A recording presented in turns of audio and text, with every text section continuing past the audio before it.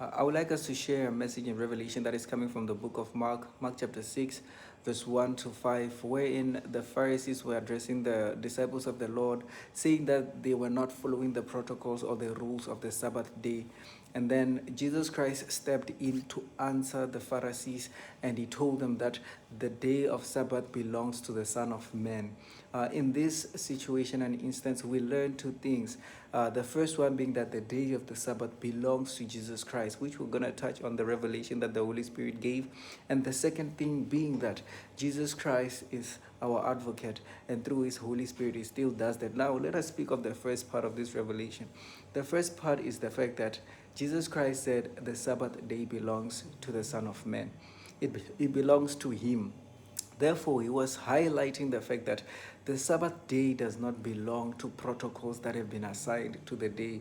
It belongs to people seeking Jesus Christ. It belongs to the purpose of the day is for us to actively seek Jesus Christ, to actively worship Jesus Christ, not as a means of following protocol, because it is a common thing that is done within the Christian community that on Sunday we go to church, that on Sunday we read the Bible. And most people don't do it as a way of seeking Jesus Christ and seeking life or seeking salvation, but they do it because it is a religion. They do it because it is a practice that has been done since way then, that Sunday you go to church, Sunday you read the Bible, not because it's a day they were feeling that they need to seek Jesus Christ, but they're doing it because it is part of the package of being a Christian.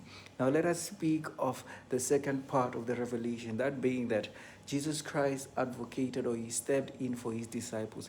He was going to show us the role that he plays in our life when we decide to follow him, that we shall no longer have to fight our own battles, that we shall no longer have to defend ourselves, but he will take that responsibility. He will defend us and he will speak for us. For the Pharisees asked his disciples, but Jesus Christ was the one who responded on the behalf of his disciples, going to remind us of the nature and role that he plays in our life, and that he still actively does through his Holy Spirit, as John chapter 14 tells us that the Holy Spirit is our advocate, reminding us of this role that Jesus Christ played for his disciples. You need to remember that since the whole journey that Jesus Christ was walking with his disciples, he was always the one to answer the questions that were asked to the disciples, or that were asked that the disciples were asked by the Pharisees. Remember, they did the same thing in Luke chapter 5,